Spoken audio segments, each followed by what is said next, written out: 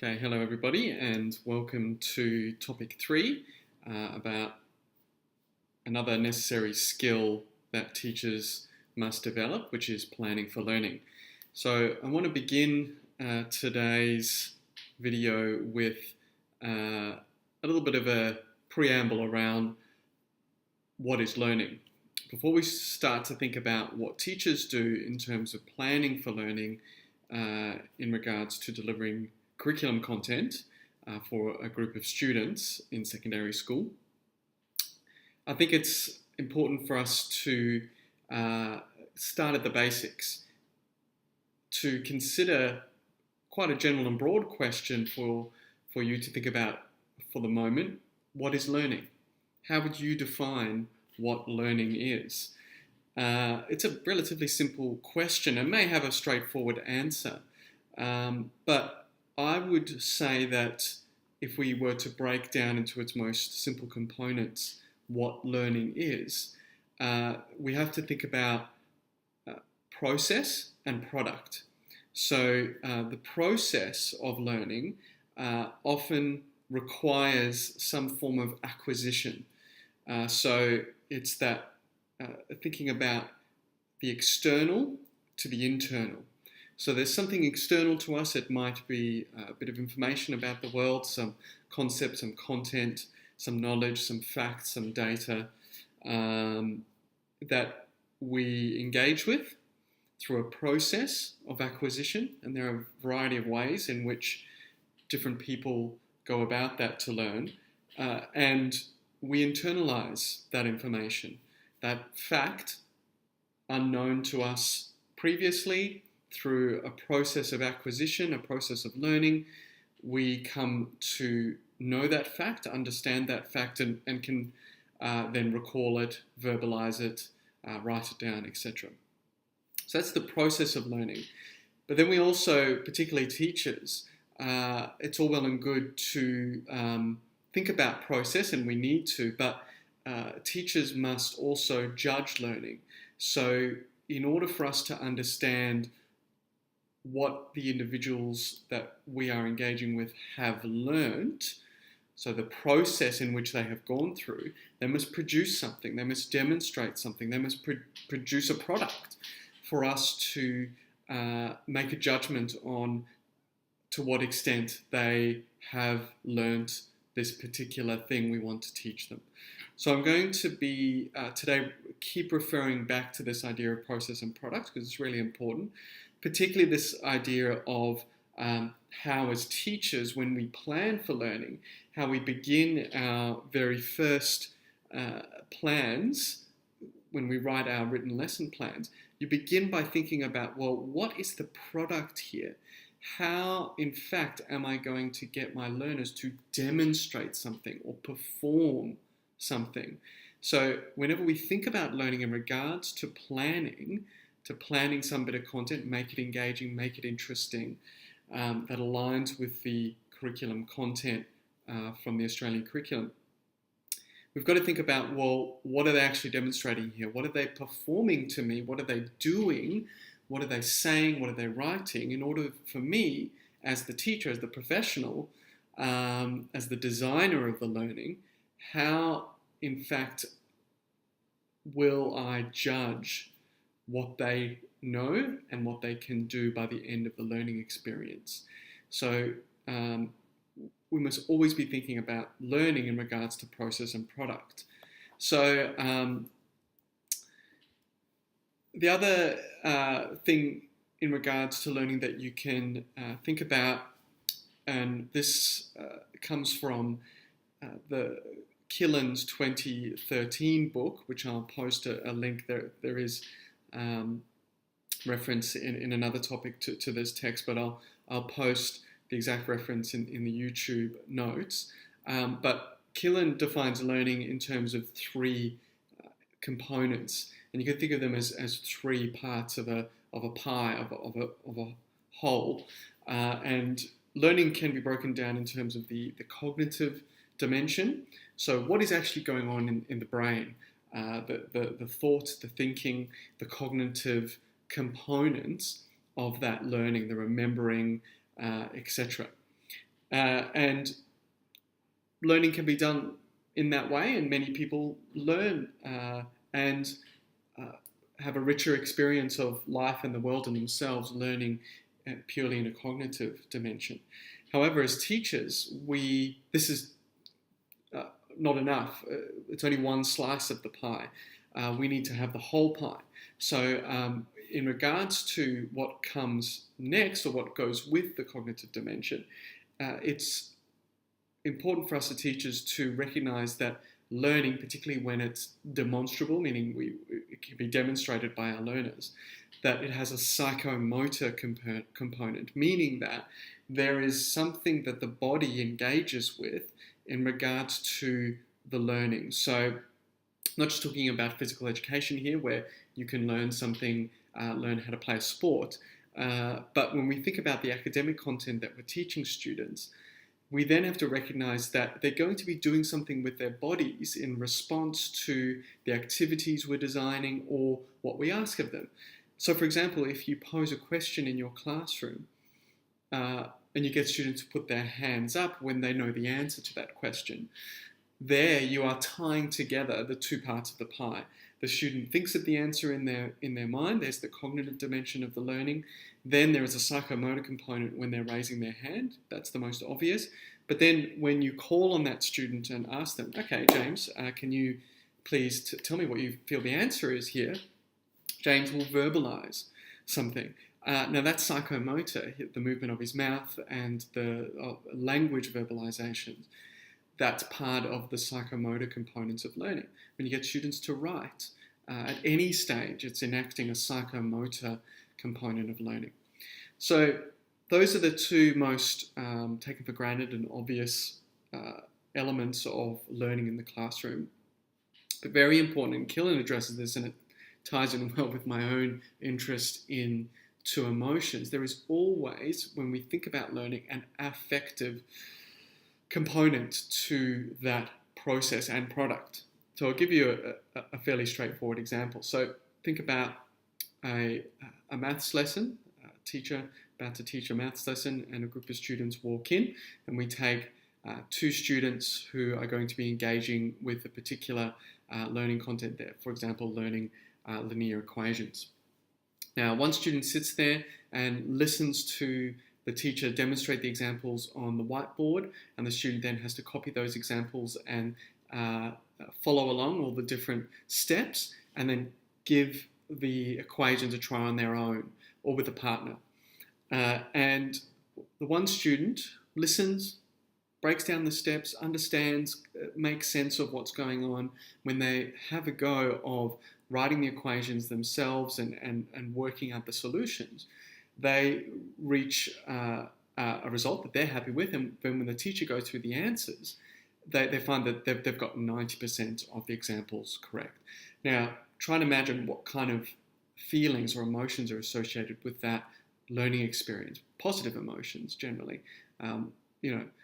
There may be some anxiety there as well as the student is working through, but then it's confirmed their process, their learning, that they've got it, and they feel good. They feel pleasant emotions around the experience, and they leave the lesson feeling really quite buoyant around that learning, and certainly take that feeling into the next lesson as they develop their skills in the particular concept or skill. So that's an example of how emotions can affect students' learning in a really positive way, obviously, for teachers. And we then contrast that with another student in the class who comes into the lesson. Maybe they've had a bad day so far. They're not tuned in. They're not listening to the teacher's explanations. In fact, they've got a pretty poor attitude towards maths in general. They don't think they're very good at it. In fact, they find the teacher moves too quickly, and that frustrates them. They don't like how the teacher doesn't stop and explain to them specifically what's going on in each lesson. So they're really feeling behind. So they're coming in with a whole package of negative emotions around the learning. So then when they're writing down the steps, they get lost very quickly. And when it comes time to doing the examples, they find it's very slow going. They try to ask other students, but the students are busy with their own work and they only have a little bit of time to support them. So again, more feelings of frustration and that they may be a bit stupid as well. And then when the teacher goes through the answers, they find that they maybe only got one of the equations correct. And so consider all of the emotions that are working there and where that student is ending up at the end of that learning experience in terms of how they feel that process went and the kinds of products they're producing as a result. So you can see there that how that will frame the next learning experiences that are going to occur for those two different students. And so that we always need to be thinking about the emotional dimensions of what we do, really important. It's not just my own interest area, it's also really in the literature as well.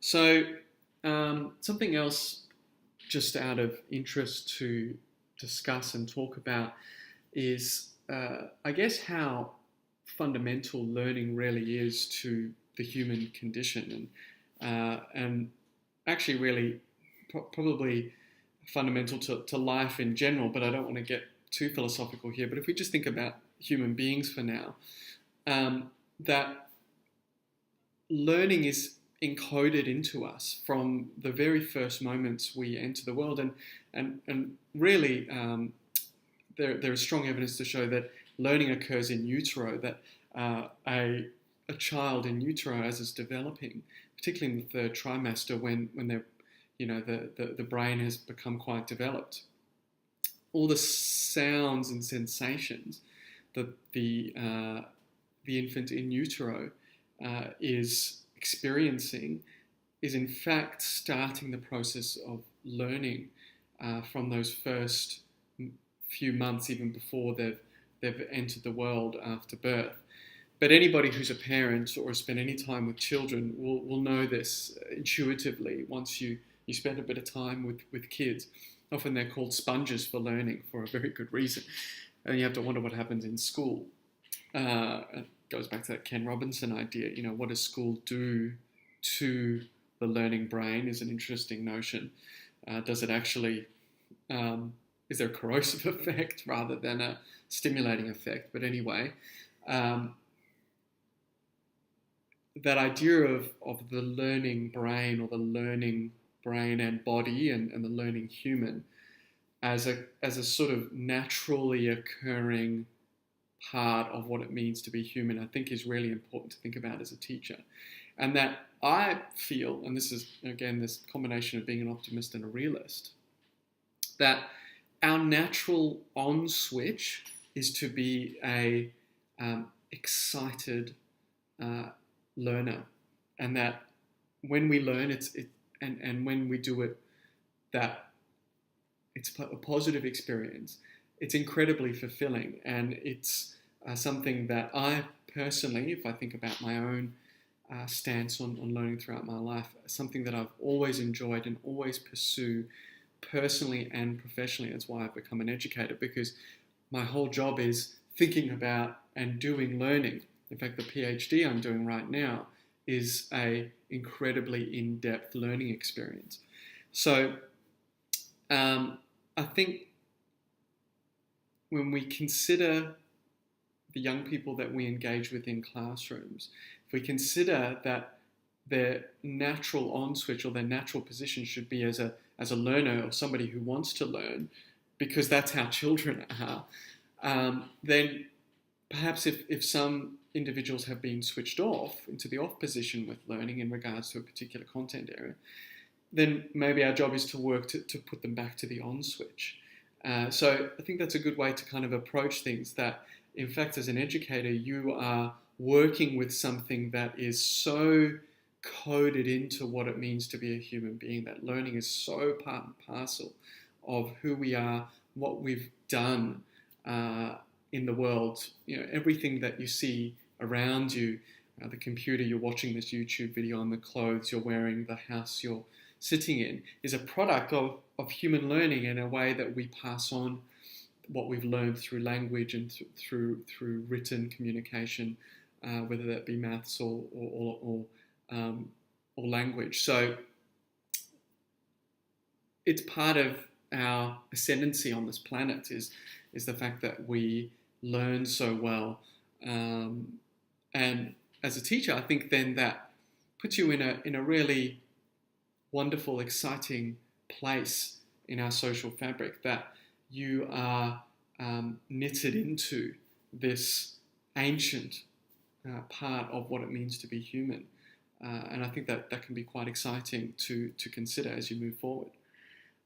So the other thing then we need to consider, okay, yes, if learning is this naturally occurring condition of being a human being, and that children and young people should be learning and are sponge for learning, what role do you have then as a teacher when you consider, how do I plan learning?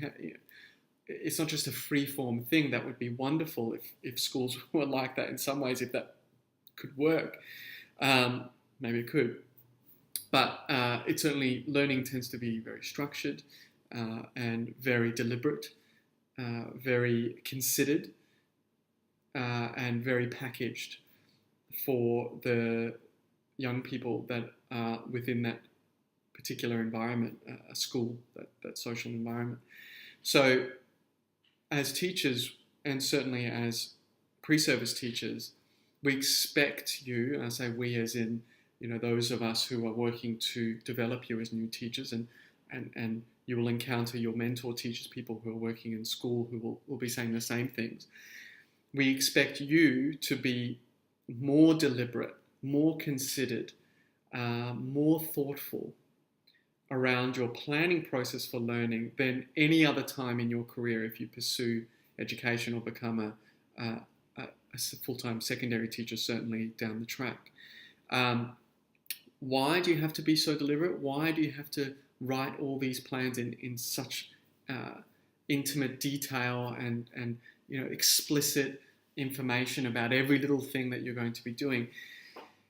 The reason is that it's sort of, the best way to think about it is that the more you externalize this thinking, the more you write it down, the more you put it into the plan and look at it and break it down into its components and review it again and again and get feedback on it, practice it, then do it, teach a lesson with a plan and teach that same lesson again down the track, and then compare how those two lessons went, all of that.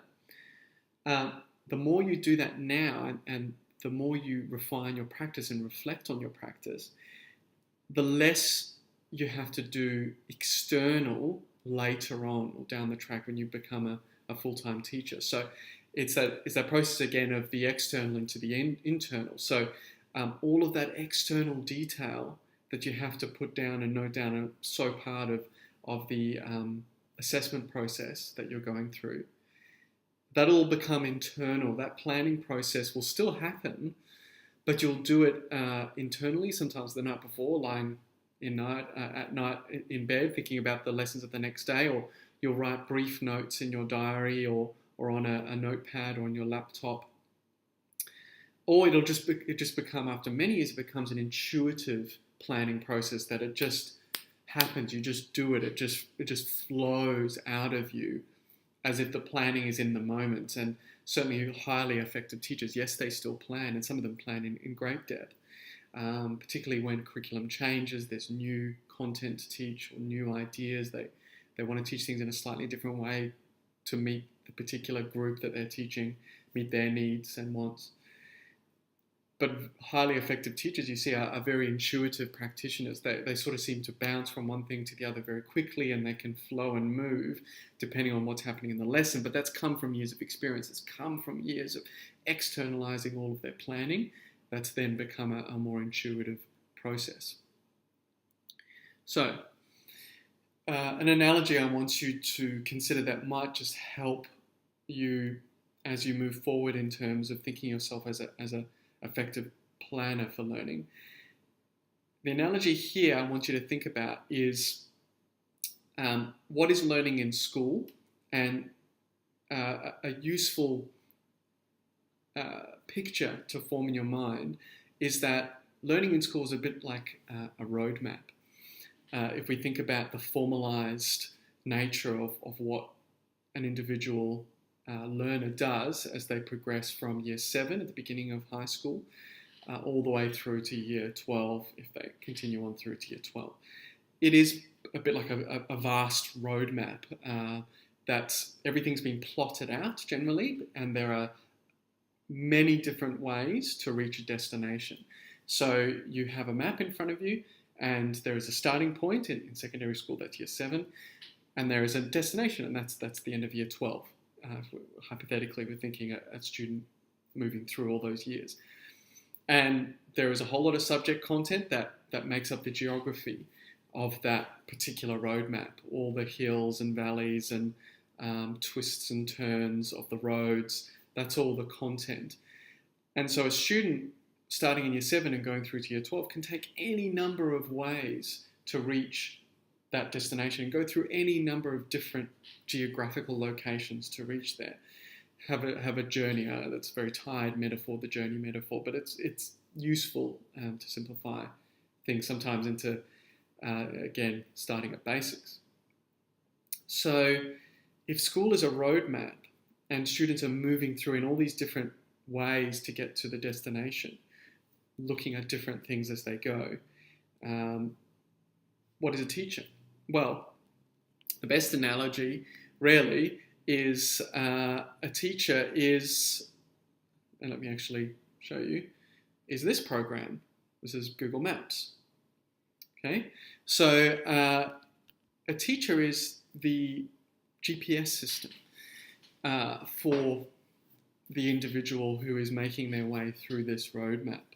A teacher is the GPS system and all the mechanics that run that GPS system when a student wants to get from point A to point B in a particular subject content.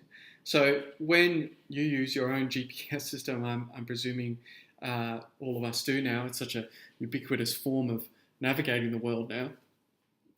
You plug in a destination and you see there's a variety of options to take in terms of the path to get there, the route. So a teacher then, if we think about being that GPS system, we plot out the roadmap for students, the route in which they can get from point A to point B. So let's make it really localized here. So let's just think about a single 60-minute lesson we may engage with in terms of designing for a group of learners. So if we think about our little roadmap that we're exploring, our bit of the geography, the content that we're exploring in that 60 minutes, you can see there that there's a lot of stuff that you could cover, but how? How are you going to cover it? How are you going to explore this little part of the world if we're thinking about our content that we're teaching in any subject? You guys are all going to be teaching a variety of different subjects. So think about your own subject, art, maths, English, history, whatever it is. That little tiny space that you're wanting to explore, the facts, the skills, the content, the concepts, what is covered in that 60 minutes? Now, you can do a variety of different things in that space. You can explore a variety of things. So how exactly are you going to plot out a little way through it? Where are they going to be turning left and where are they going to be turning right? Where are they going to stop and look and think about where they are and maybe explore a little bit more in depth and dig around? And again, maybe I'm labouring this analogy, but I hope it's useful. So this notion that you as a planner for learning, you are planning, you're a tourist guide, you're the knowledgeable person in the geography and the space that understands where the highlights are, understands how to get to those points, and why it matters, why when we look around and go, wow, this is amazing, this is an amazing place that we're in learning about here. You are that guide that supports your group, that gives them directions, that explains where they are and what they're doing and how to maybe go back sometimes and go, okay, how did we get here? Think about our journey here and what did we learn along the way? So it's, recapping or revision. And then when you reach that destination, wherever that is, it could be local at the end of a lesson, at the end of a week, or at the end of a year. Okay, well, what do we now know that we've reached this destination? How do we know we're actually at the destination? And what can you do as a result of getting here? What can you do better than from where you were at the starting point? You should be able to tell me about all the things that you've seen and you've done along the way. So that's just a nice little analogy to consider learning and what your role is as a teacher. And really, another analogy to think about planning for learning, particularly written lesson plans, and you've seen some examples there on the topic page, and some of you have started to produce your own. Again, all that explicit detail that you put into the written lesson plan. When you look at that plan, it's really, and particularly when you look at good lesson plans, they are really like the bones of effective teaching. So it's like you peeled away the skin, the outer layer, and inside there, you've seen what holds up that learning experience, that really engaging, interesting learning experience. What's inside of there is really strong planning bones. So an effective teacher, inside their process, are strong planning bones, strong and robust planning bones. They really are very good at thinking about, well, what do I want to do in this lesson? What are my students going to achieve? How am I going to make it engaging and interesting? What are they going to be doing? How are they going to actually engage with the content? How are they going to plug into it and be able to do something at the end of it, produce something meaningful at the end of it? And I don't just mean, like a project, a beautiful project or a poster or a PowerPoint when I say produce something. It may just be writing a paragraph or answering some questions or having a discussion. So the form that it takes is not inconsequential, it's important, but the form is completely variable. So the products of learning are highly variable, and so are the processes. But it's really important that as teachers we think about in our planning both the process and the product of our learning design. What exactly are we getting students to do during the learning experience, and then as they engage with the material, and then when they have gone through that process of engagement, what can they now do? What do they know, and what can they do as a result of all of that they've been through? And does it make sense within the content? Does it align? All of these considerations you need to be thinking about. So I think we'll leave it there. It's about a pretty good chunk of stuff to be considering as you move forward in this topic. So this particular video is a little bit different. I haven't exactly drawn on the readings. You can obviously see that this particular topic I've taught many, many times. It's kind of one of the cores of any new teaching course, no matter what. If you're in a Bachelor of Education, a grad dip, and now your own Masters of Teaching, you must cover some of these essential elements considering learning and what it means and how teachers plan for learning. But really important is that you need to start to give it a go. You need to start to plan some learning experiences using the template, the written lesson plan. That's the best way. The practice and the feedback that you get, so you can send me some samples that I can feedback on. Read the chapters and also, don't just stick to what I've given you in those chapter readings. Pretty much any education textbook, standard education textbook, is going to have a chapter on learning and planning for learning. So just seek them out. If you can go, if you have the time to go to one of the university libraries, go and have a look and see what their textbooks are and check the contents page, and there'll be a chapter on planning for learning. And just get as much information as you can. Look at as many examples of lesson plans as you can as you continue to move forward.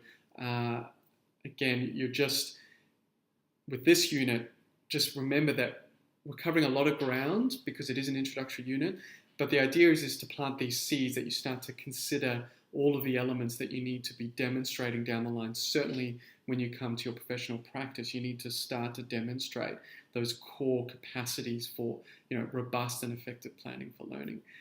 So read widely and start to practice this stuff. So good luck, everyone.